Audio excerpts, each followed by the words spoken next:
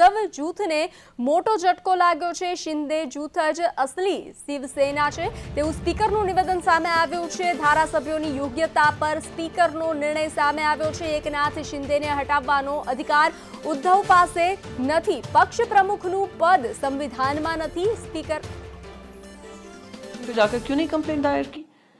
तो अब आकर कहना, तो ये कुछ बेसिक सवाल जो होते हैं वो दिमाग में आते हैं। पर मैं फिर भी कहूंगी, ये निर्णय से जनता का जो मूड है, जो जनता देख रही है किस तरीके से नाइंसाफी हुई है, जिस तरीके से एक पार्टी को तोड़ा गया है।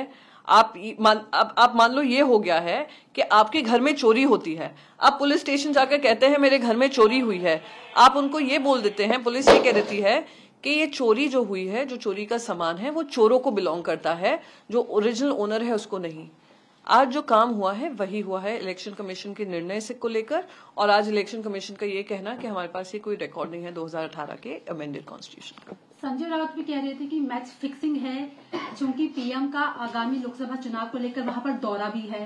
आप भी इसे फिक्सिंग, आप लगातार ये क्लेम भी कर रहे हैं, आप आरोपी लगा रहे हैं कि जिस तरीके, क्योंकि अपोजिशन बोल रहा है कि उन्हें कैसे पता कि वहां पर उनकी रैलियां भी होने वाली, उनकी सरकार वहां स्टेबल रहेगी, जो सिंबल का जो कॉन्फ्लिक्ट। अजय यादव जोड़ाई चुका है अपने साथ વધુ વિગતો સાથે। जी अजय, इसको लेकर आगे क्या जानकारी है आपके पास?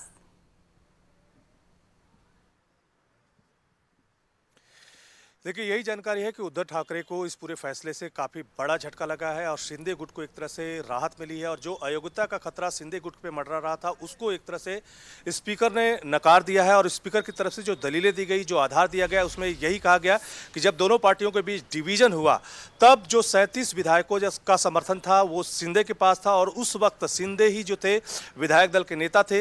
और साथ ही साथ जो राहुल नार्वेकर हैं, जो कि विधानसभा स्पीकर है, उनकी तरफ से जो फैसला किया गया उसमें यह बताया गया कि 1999 का जो शिवसेना का संविधान है वो एक तरह से इम्प्लीमेंट होता है, और उसके बाद जो 2013 और 2018 में किसी तरह का कोई चुनाव नहीं हुआ था। और जब दोनों धड़ों के बीच डिवीजन हुआ था तो उस वक्त शिंदे ही विधायक दल के नेता थे और उनके पास बहुमत था। यहाँ तक कि जो 13 सांसद थे वो भी उनके पास थे। और जो कार्यकारिणी का जो चुनाव होता है उसमें जो मेन मुखिया होता है वही एक तरह से पार्टी का भी मुखिया होता है। तो एक तरह से शिंदे गुट को बड़ी राहत मिली है, और खास करके भारतीय जनता पार्टी की तरफ से के साथ मिलकर के जो महाराष्ट्र में उनकी सरकार चल रही है उस पर किसी तरह का खतरा नहीं है। लेकिन साथ ही साथ ये भी कहा कि इलेक्शन कमीशन ने भी जो पार्टी का सिंबल या पार्टी जो है शिंदे गुट के मुताबिक की है, तो उसी को आधार बनाकर के कहीं न कहीं राहुल नार्वेकर ने यह फैसला पूरा दिया है। जी अजय, जानकारी के साथ जुड़ने के लिए धन्यवाद।